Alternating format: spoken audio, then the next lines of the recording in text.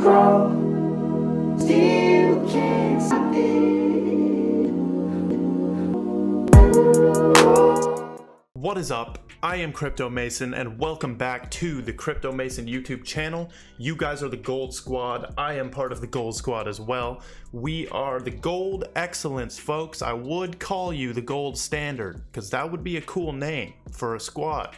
But we are not standard. There is nothing standard about us. We are the Gold Excellence. Before we get into it, make sure you smash the like button and make sure you drop a comment for me. You can comment Gold Squad or something. Squad up in the comments. But we've got a really good video today. We've got a bunch of stuff to cover. Every day is so crazy in cryptocurrency, and that's how I know we're headed for something big. We're headed for something big, and this will change the world. So we've got a lot of stuff to cover today. Make sure you subscribe, but let's get into it. Also, before we start going, if you want to support me with a monthly donation so that I can keep waking up at 6 a.m. and doing these videos and making 8 TikToks a day and 2 live streams a day, you can become a channel member with the join button below or the link in the description of this video. Now, we've got Bitcoin still struggling to, I don't know why I laugh at this, but it is, I don't know. I don't know why I'm laughing, but Bitcoin cannot get past 40K. It cannot get past 40K. Ethereum is at 2,629. So for me, I look at 2 key price levels, one being 40K right here and one being 3,000 right here. It used to be 60,000 and 3,000. That's how crazy this is. You see how Ethereum is closer to 3,000 right now than Bitcoin is to 60,000? Because I remember Ethereum soared past 3,000 while Bitcoin was struggling to hit 60K. We've also got XRP still below $1. So what I'm doing right now, if you want to know what I'm doing what I always do. I am chilling. I'm looking for some good buys. If anything drops below some kind of key price, I will be picking some up. Zinfin does look like an insane buy right now at 5 cents. I want to check our baby Quant right here. Even though Quant is not a baby by any means, it's more of like a grandmother figure. We're hitting 40 bucks right there. So we did have that huge run up and then we dropped down. So that's what's going on with the markets. We're at a $1.6 trillion market cap. Bitcoin dominance is at 44. So we climbed back up. We took a little dip right there. So it's climbing back up. It's climbing back up. We were on a steady downtrend since January 1. We didn't stop going down at all. I guess we did right here a little bit, but that thing was downtrend. We checked the social listening charts right here. We see HODL coin. Basically, the top 10 is filled with some shit coins. Coin of the day is Ethereum Classic. Not really a fan. I would rather hold Ethereum. Now let's keep it moving right here. Lex Moskovsky is saying that the stablecoin supply ratio is hitting a record low. So there's lots of dry powder on the sidelines. What he means by dry powder is like funds and cash ready to be dumped into Bitcoin. So here's the chart from Glassnode right here. This is the SSR ratio, and when this gets low, right here, when this gets low, the current stablecoin supply has more buying power to purchase Bitcoin. So this could be taken as a bullish indicator for Bitcoin, like a semi, just, it doesn't mean a lot, but it means a lot, if you know what I'm saying. This means basically that there's a bunch of funds being ready or ready to possibly dump into Bitcoin. Now, here's some FUD right here. We've got BuyBit to close all accounts. By the way, the reason I put the FUD in there is because reality isn't FUD. Shout out to Mr. Whale for that quote. Reality is not FUD, okay? If something is really happening, that's not FUD. So BuyBit is closing all accounts registered to Chinese phone numbers on June 15th. So basically this stupid China ban, we know it's actual bullshit, the China ban, it is having a ripple effect. And I guess BuyBit is now shutting all Chinese phone numbers on June 15th, even though BuyBit is an exchange based in China. They're shutting it down. I don't know. That's some weird FUD right there. Here's the original tweet from Wu Blockchain right there. Keep it moving. We've got some dumbass Elon Musk stuff right here. He says if you'd like to help develop Doge, so he's trying to get Doge developers because there is none, probably. And we've got Dave Lee right here questioning Iota. Like, he's saying, what's your thoughts on ETH 2.0 and all of these real coins, right? All of these real coins. Elon replies with, Doge has dogs and memes, whereas the others do not. Like, this dude is gone, so far gone. And then Dominic Scheiner, co-founder of Iota, says our memes are feeless though. And he's talking about that Tangle algorithm, or the Tangle protocol. I don't know what to call it. Blockchain, and then you've got Tangle and you've got Hashgraph. Tangle network, I think, would be the right term.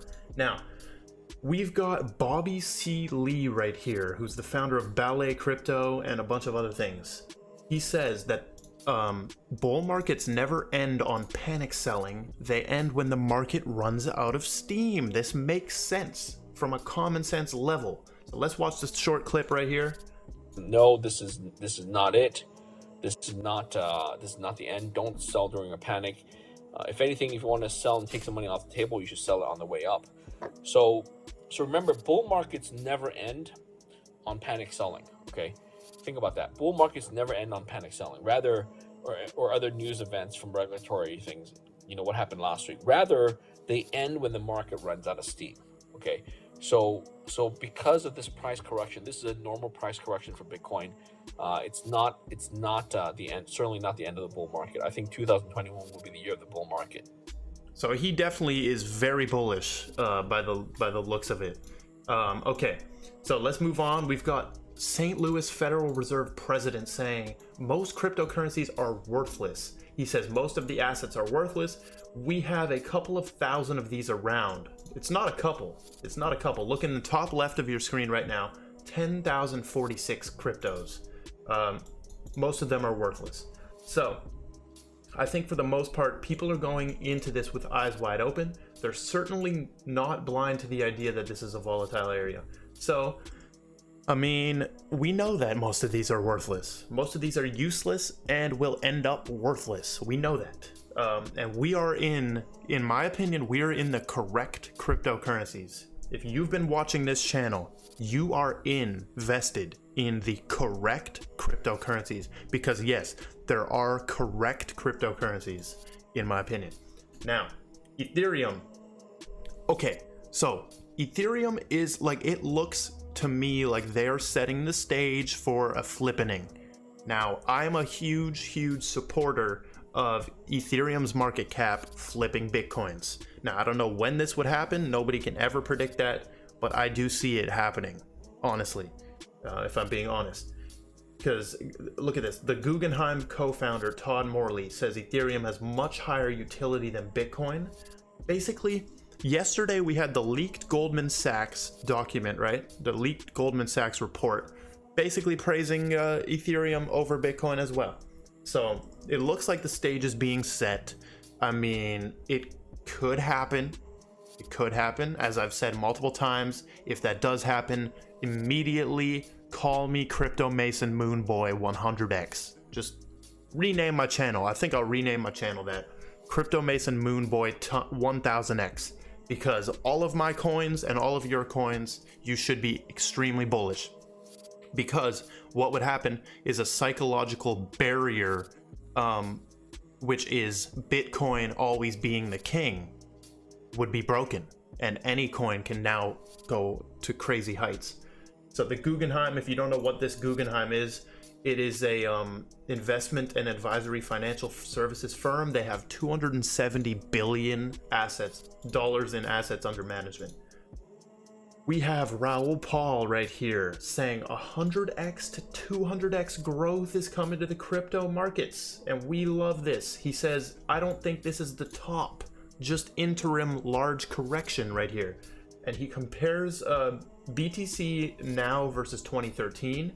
As you can see, the white line here, if you look on your screen, the white line is the Bitcoin current price. And the 2010 to 2013 is right there as well. So on the, is that the y-axis? I don't know these graphs. The y-axis or the x-axis, you can see the current price being measured against the 2013, and then you've got 2016 and 2018 right here. And on this one, this is the 2017 one. Look where we would be technically. We would have like about halfway still to go, which is crazy. Moving on, we've got a list from CNBC of the top 50 most disruptive companies. Yes, Robinhood is number 1, Stripe, Discord, but watch this. Watch this. If we go to number 38, we find Ripple is right there. And the reason they made it is very concerning and interesting. It says making waves in crypto regulation. That's the reason Ripple is the most disruptive, the 38th most disruptive company? Because they're making waves in crypto regulations? Wouldn't it be that they're revolutionizing banking or cross-border payments? Wouldn't it be one of those? So I do think that a major thing will come out of the Ripple XRP lawsuit. They listed it as see, all of these are actually, if you read through what these are, they actually list them for what they're doing, but instead they list Ripple as making waves in crypto regulation. Very interesting right there. Here we can diffuse some of the Bitcoin energy FUD right here, because I'm about the truth, folks. The truth is some of the Bitcoin energy stuff is BS, but there are greener alternatives and they should be used, in my opinion.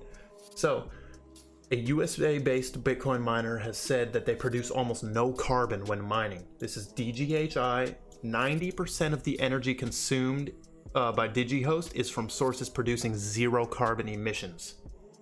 Over 50% is from renewable sources of energy. And then they list a couple more firms that came, or mining people that came out and said that as well. Now, here's the graph we need to see. The estimated annual energy consumption, right? This is Bitcoin, this is gold, and this is the banking system. It's almost double. So the banking system is huge energy consumption. Now, clearly Bitcoin is better than gold and it's better than the banking system.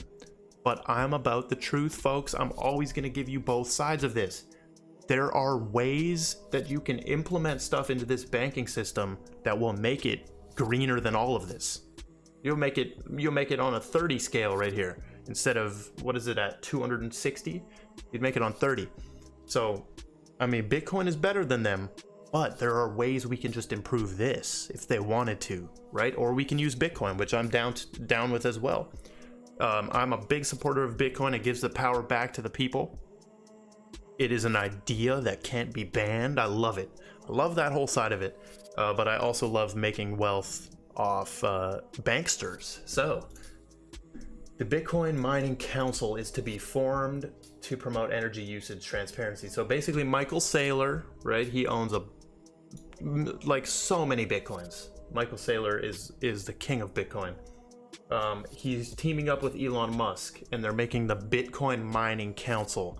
Now this is absolutely not the council you should be paying attention to. You should be paying attention to the Hbar Hashgraph Council instead of this mining council. Now we've also got Hashgraph shouting out Suku right here. They shouted out Suku. Suku was a hidden gem that we found on one of our Twitch live streams. It's right here. It's 38 cents. I might have to buy in on this. No guarantees, but we found it around up here when it's at 50 cents, and now it's on a nice dip right there. It's a small cap, so be careful, but it is connected directly to Hbar Hashgraph. But that is all we have. Thank you so much for watching. Make sure you hit the like button. Join us for live streams on Twitch. The link is in the description. Follow my Twitter, Instagram. I love you all. Thank you all for subscribing for this daily content, and goodbye. Still can't stop it.